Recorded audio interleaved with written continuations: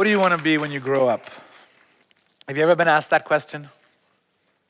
I'm not sure what adults expect to hear when they ask that of a child of 4, 8, 12, or 15. What were your answers to that question? Are you living those answers now?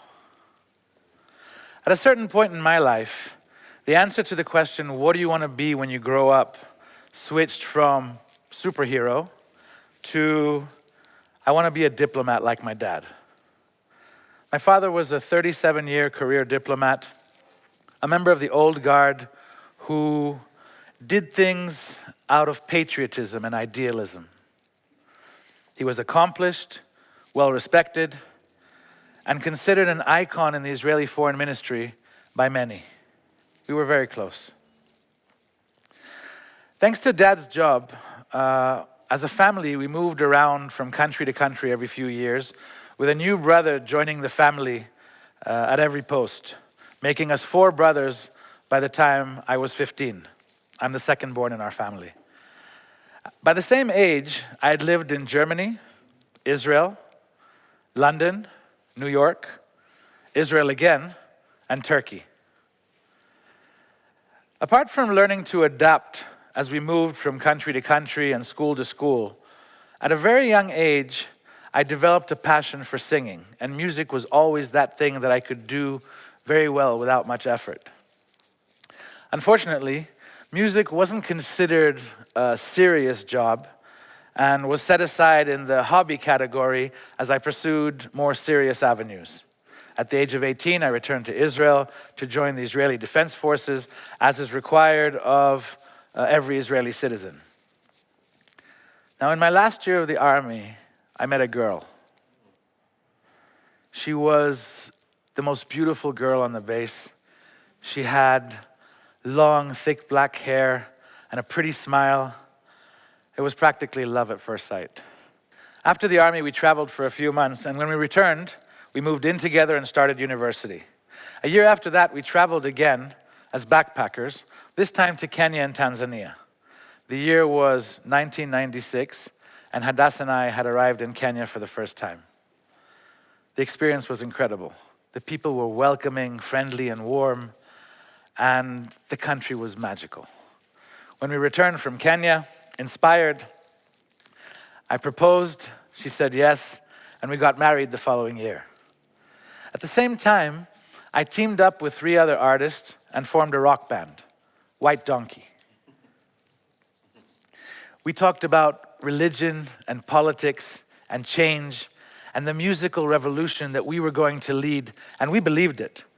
We wrote songs, rehearsed, performed, and we spent every waking moment knowing that we were here to bring about a new evolution through music. This was what I wanted to be when I grew up. Within a couple of years, we had written an album full of original songs. We performed at some of the better-known venues throughout the country. We did whatever it took to get ahead, whether it meant sleeping in a park on the evening of a big festival or driving at all hours to get to shows. We spent much more than we ever made. At the time, I was working as a bellboy at a hotel in Jerusalem, carrying luggage to make some money to pay the bills and to allow me to continue to keep doing music. Now remember my old guard diplomat father. By this time, he was Israel's ambassador to Italy. And I remember one day when he called Hadass when she was pregnant with Omer, with our son, and he asked her if I'd completely lost my mind. It was a fair question because the life I was leading was a bit extreme. I wasn't, the classic example, the serious example of an ambassador's son. I didn't portray the look of a political science graduate or a new husband or a soon-to-be father. Hadass just told him there was nothing to worry about and that I was doing at 27 what I hadn't done at 17. When our son was born, I found myself not working anywhere, fully focused on the band, but without any real income. My parents helped a bit, but it didn't seem like the white donkey was going to carry the Messiah into Jerusalem, and we decided to call it quits. I focused all my energy on finding a real job. I cut my hair, which was then curly and fluffy, if you can imagine that. I removed all my earrings, and I went for an interview at the leading TV news channel in Israel. I aced it, and I got the job. Music life was over. I was 28 years old. I'd given it my best shot. I enjoyed the ride immensely, but now it was time to be my father's son again and take on the serious world. I was quickly making a name for myself as a rising star in the news, but the dream of becoming a diplomat had resurfaced in me, and I applied for the cadet course of the Foreign Ministry, which is an elite course that accepts a maximum of 20 to 25 applicants out of thousands who try to get in every year. On my second attempt, I was accepted, and leaving the news while ignoring all the voices of everybody who thought I was making a mistake, I joined the 19 cadets who were accepted in 2002 to become Israel's youngest diplomats. After the cadet course, I was attached to the office of the Deputy Director General for Communications. That summer, there was a terrible terrorist attack in Kikambala near Mombasa in Kenya. The foreign minister at the time, Benjamin Netanyahu, instructed that 2 officers from the communications division should fly with the rescue forces to Kenya and handle all the media. I grabbed my opportunity. I convinced my boss to let me go. I still remember walking through Moi International Airport in Mombasa, thinking to myself that Kenya was top 3 on my list of requests for a first posting, which my course mates and I were set to receive in the coming months. Sure enough, when I returned from Kenya, 2 months later, I got my first posting as Deputy Ambassador of Israel to Kenya and several other countries in the region, based in Nairobi. On June 11th, 2003, my father died of cancer. Up until that point, it was the hardest thing I'd ever experienced. I was broken. I remember at the time thinking it was my job to continue in his footsteps, and that was the reason for me to take over from my dad. But it was more than just the job. He had taught us all to be humble. He was generous and kind, and he was wise in a way that when he spoke, he inspired you. He died just 9 days after my daughter Leah was born, and a month later, my own young family and I moved to Nairobi to start a new chapter. I remember feeling proud that I was the one taking over and walking in his footsteps. And I still continue to this day to check once in a while, what would Dad think of the person I've become? So we loved living in Nairobi. But just 2 years later, I was offered a position as head of communications at the Consulate General of Israel in Los Angeles, which is not the kind of job that you turn down. And I accepted, and we moved from Nairobi to Beverly Hills. I adjusted quickly. I fell in love with my new job and embraced my new boss as a friend and a mentor. A few years later, while in Los Angeles, I ran into my neighbor from Nairobi, who was the managing director of Amiran, one of Kenya's leading agricultural companies. I had a lot to say about what I thought they should do regarding food security, and he offered me a job. It was a really, really hard decision. I remember Adas and I sitting up at nights trying to make the right choice, but Kenya was calling, and my gut told me that I should listen. When I returned to Jerusalem to explain that I was leaving the government and diplomatic life to move back to Kenya and work in agriculture, everybody thought I'd lost my mind. But the only approval that I really needed was that of my wife, who was on this journey with me.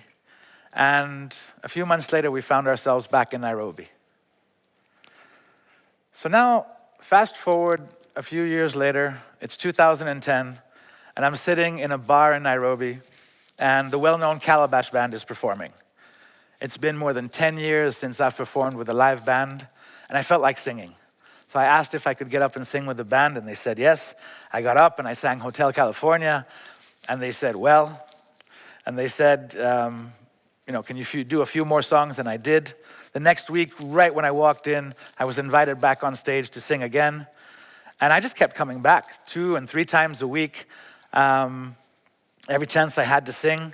And over time, my repertoire developed to include songs in Swahili, which was a huge hit with the crowd. Around the same time, some point, Wendy Kimani joined the band, and we developed an incredible chemistry performing live. Now you have to understand, for everybody else in the band, music was a career, it was a profession. But I had a real job. I was working as a corporate executive for Amiran, and I loved my job. I was, however, inspired to write my own Swahili love song, Sema Mpenzi How You Been. When Wendy and I went into studio to record Unajua, it was my first time in studio in over 20 years. And when the song released, it was a big hit right from the beginning. It went to the XFM charts, stayed there for 17 weeks, 7 of them as #1. When we released the music video in July of 2015, with me walking a black mamba bike through Roysambu, the Kenyan media and the public were blown away by the fact that a white man was singing in Swahili and that the song was a hit. And everyone around me and everything around me kind of went nuts. That's when I first heard the phrase, "Huyu ni muzungu." A month later, hoping to prove to myself that I wasn't just a one-hit wonder, I released Sema Milele, which I had written and dedicated to Adas on our 18th wedding anniversary. And it went straight to all the radio stations, just like Unajua had done before. After releasing a few more songs successfully, Rangi ya Bahari, Nakuahidi, Salama, I decided that I'm going to trust my intuition, and I ignored all of the voices that told me that I was making a huge mistake, and I called it quits at Amiran. Now, back to the question, what do you want to be when you grow up? I've been a struggling artist, a bellboy, a journalist, a diplomat, a corporate executive, and back to being an artist. I've enjoyed every one of those jobs, and I've learned from the experience and from the people around me. Allow me to share a few things that I've learned along the way. You were not born to do one thing. The world is yours to explore and experience. You're not stuck in what you're currently doing, and believe me, you're doing exactly what you're supposed to be doing right now. So make the most of it, and when it's time to move on, don't look back. Find the right partner in life to do life with. And if you're a dreamer like me, it wouldn't hurt if that partner was more grounded and practical like Adas, my wife of 23 years, who's been with me as I've lived and transitioned through all of these roles. While focusing on her own self-development, she believed in me, she supported me, and she always kept it real. She's the only human being whose approval I needed before taking a big leap, because I always knew she had my back. Don't wait to follow your passion. Find passion in everything you do. As I said, you're here for a reason. So make it count, make it count. Find joy and fulfillment in everything you do, and it will lead you to the next thing. A final message to my friends and adopting family, the people of Kenya, who have allowed me to come back and stay and follow my heart and accepted me for who I really am. You have so much to be proud of. You have so much to share with the world, and you deserve happiness and prosperity no less than anybody else in the world. I believe that with every Kipchoge, with every Lupita, with every Sauti Sol, 10,000 more Kenyans, young and old, believe in themselves just a little bit more and allow themselves to dream of defying the odds and being great. You see, none of us knows what we're meant to be, and none of us knows what we're going to be when we grow up. So live life, trust your intuition, and do what feels right for you. Asanteni sana.